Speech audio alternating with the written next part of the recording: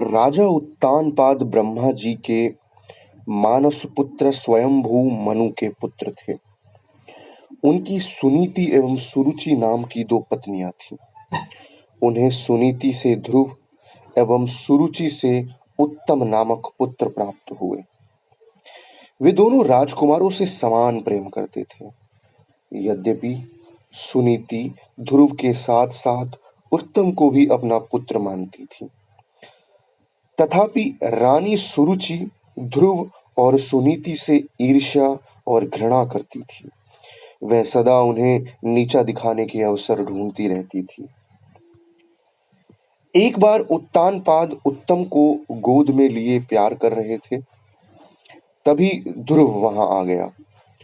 उत्तम को पिता की गोद में बैठा देखकर वह भी उनकी गोद में जा बैठा। यह बात सुरुचि को नहीं जची।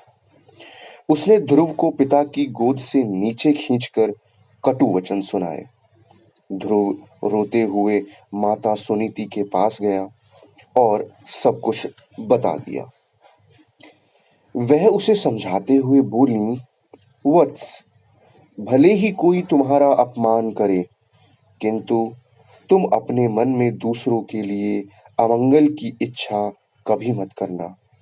जो मनुष्य दूसरों को दुख देता है, उसे स्वयं ही उसका फल भोगना पड़ता है।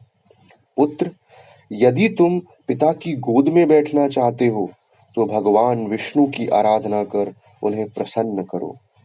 उनकी कृपा से ही तुम्हारे पितामह स्वयंभू मनु को दुर्लभ लौकिक और अलौकिक सुख भोगने के बाद मोक्ष की प्राप्ति हुई थी। इसीलिए पुत्र, तुम भी उनकी आराधना में लग जाओ। केवल वे ही तुम्हारे दुखों को दूर कर सकते हैं। सुनीति की बात सुनकर ध्रुव के मन में श्री विष्णु के प्रति भक्ति और श्रद्धा के भाव उत्पन्न हो गए। वह घर त्याग कर वन की ओर चल पड़े। भगवान विष्णु की कृपा से वन में उन्हें देवर्षि नारद दिखाई दिए।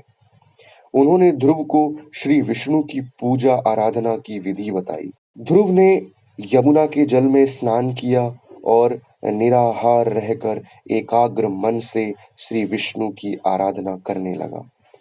5 महीने बीतने के बाद वह पैर के एक अंगूठे पर स्थिर होकर तपस्या करने लगा। धीरे धीरे उसका तेज बढ़ता गया। उसके तप से तीनों लोक कंपायन हो उठे। जब उसके अंगूठे के भार से पृथ्वी दबने लगी, तब भगवान विष्णु भक्त ध्रुव के समक्ष प्रकट हुए और उसकी इच्छा पूछी। ध्रुव भाव विभोर होकर बोला, भगवान, जब मेरी माता सुरुचि ने अपमानजनक शब्द कहकर मुझे पिता की गोद से उतार दिया था, तब माता सुनीति के कहने पर मैंने मन ही मन यह निश्चय किया था कि जो परम ब्रह्म भगवान विष्णु इस जगत के पिता हैं, जिनके लिए सभी जीव एक समान हैं, अब मैं केवल उनकी गोद में बैठूंगा। इसीलिए यदि आप प्रसन्न होकर मुझे वर देना चाहते हैं, तो मुझे अपनी गोद में स्थान प्रदान करें, जिससे कि मुझे उस स्थान से कोई भी उतार ना सके। मेरी केवल इतनी सी अभिलाषा है। श्री विष्णु बोले, वत्स, तुमने केवल मेरा स्नेह प्राप्त करने के लिए इतना कठोर तप किया है। इसीलिए तुम्हारी निस्वार्थ भक्ति से प्रसन्न होकर मैं तुम्हें ऐसा स्थान प्रदान करूंगा जिसे आज तक कोई प्राप्त नहीं कर सका। यह ब्रह्मांड मेरा अंश और आकाश मेरी गोद है।